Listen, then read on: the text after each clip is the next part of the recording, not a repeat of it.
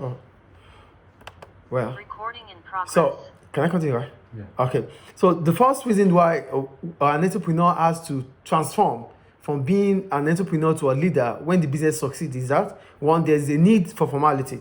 So, we said you start dealing with large numbers of employees, not the numbers you used to deal with because your business has expanded. So, that means if you are still a small business, you might continue to run the business in an informal basis. Oh, no policies, nothing. But now that you need to deal with large numbers of employees, you need to come up with policy to guide your structure, to put your structure in place. So there's need to formalize things, not like how it used to be run. Do you get formality there? Yes. 2,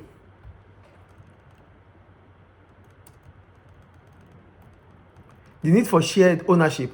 When business grow, they need capital to fund the expansion. To obtain funding, it is sometimes necessary to invite new owners to contribute capital. So the business is growing. You might not have the financial capability to run it as you used to run it. Then you might have to investors. You might have to invite investors. So having invite them, it means you need to reduce your ownership would reduce. Yes. It's not going to be owned by you anymore because as soon as investors come in, they're coming in with capital. So the more capital you receive in the business, the more ownership that leaves you. So your authority within the business start reducing because those people that are bringing capital into the business will also have to share part of your ownership. Yes. So your ownership structure starts reducing. 3, greater responsibility to others. An entrepreneur running a small business is only likely to have responsibility for a small numbers of employees. However, when a business grows into a corporation, the number of people employed could be tens and thousands. So as an entrepreneur, when you run your business, when the business is still small, you have small responsibility. But now that you have more people within the organization, you now have shareholders. So not only shareholders that you're going to have stakeholders. So all the interests of these people have to be met. As a result, your mentality must change. You must start behaving like a leader. You must become a leader. You must be visionary. You must be able to solve problems because you have a lot of challenges will come. But being only an entrepreneur would not solve these problems. You need to start becoming a leader. The 4th one, the need for motivation and inspiration. A leader is not a manager. An entrepreneur, when you are running a small business, you can still be a manager.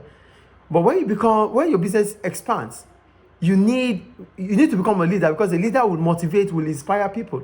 So at that point in time, running the business in a day-to-day running activities, in a day-to-day basis will change.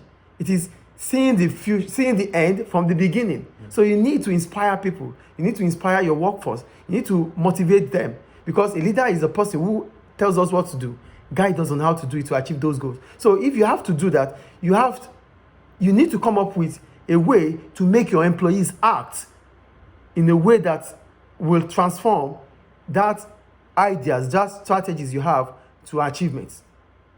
Do you get it? Yes. The next one, the need for strategy and vision. As a leader, you must be able to strategize. So you have to start strategizing, thinking about long-term plans. And you might even be part of those that will implement them. And when you talk about vision, you must be able to see the start point and the end point. And you should be able to know what changes is needed in the future or what changes, maybe like feeling that changes need to be done and you are able to do it. That is vision. Understanding what could happen in the future and you are preparing for it. That's what a leader should do. Yes. Is it clear? Yes. So that's all about being transforming from being an entrepreneur to a leader. An entrepreneur from entrepreneur to be a leader means you start thinking about ways to change the affairs of your business because your business is expanding. The numbers of employees will change. The numbers of customers you deal with will change.